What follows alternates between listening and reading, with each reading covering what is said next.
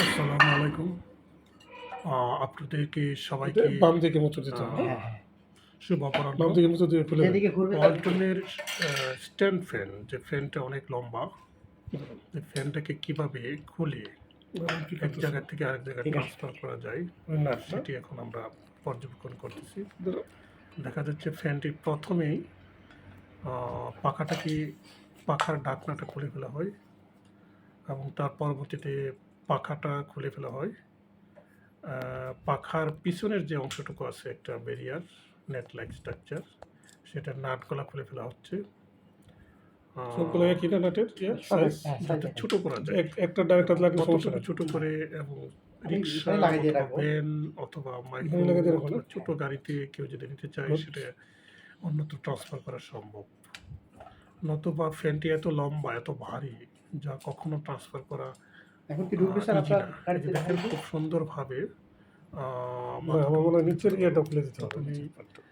বাইরের ডাকনা, তারপরে ফ্যানটা, তার পরবর্তীতে পিছনের ডাকনা।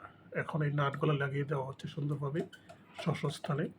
কারণ হলো পরবর্তীতে যদি কোনো এক লোক এই ফ্যানটা আবার সেট আপ করতে যায় তখন নাট অন্যত্র খুঁজতে হবে না, এখানে নাট লাগানো আছে, জাস্ট খুলে নাটটি লাগিয়ে দিলেই হবে।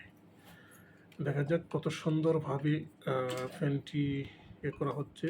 কিন্তু এখানে সে আরেকটা জিনিস করতে চাচ্ছিল যে মাঝখান থেকে ছোট করে আরেকটু ছোট করার জন্য। তখন আমি বললাম যে চিন্তা করলাম যে না, পিছনেরটুকু খুলে ফেলা যায়, পিছনেরটুকু খুলে ফেলে ডিস্টেন্স আছে এই ডিস্টেন্স আবার গাড়িতে বা রিক্সা বা কোনো এক জায়গায় বা ট্রান্সপোর্টে ইজিলি ঢোকানো যাবে আমার কাছে মনে হচ্ছে।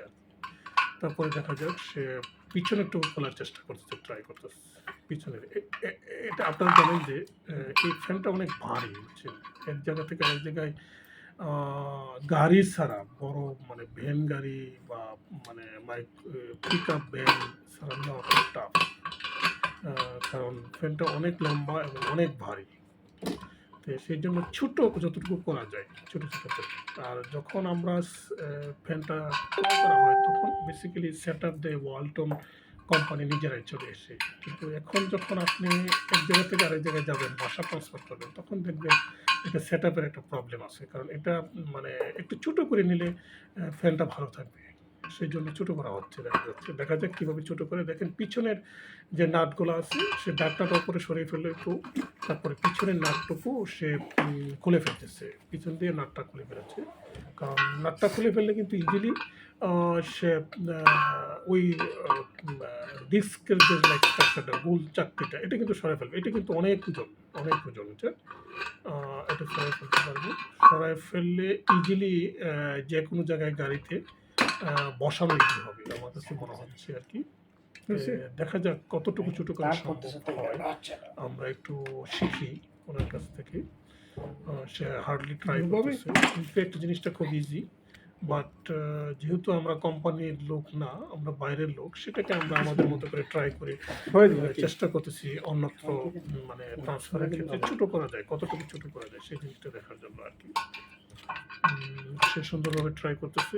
এখন আবার শুয়ে গেছে। এই দেখেন আপনার নাটটা, পিছনের নাটটা খুলে, নাটের মাথা কি ওই পাশে থাকে আর এই পাশে? আবার নাটটা ওই স্থানে বসাই দেওয়া হবে। এই পাশে দিলে তো এতে বাইর করার কোনো অপশন নেই। দেখেন এটা খুলে ফেলেছে।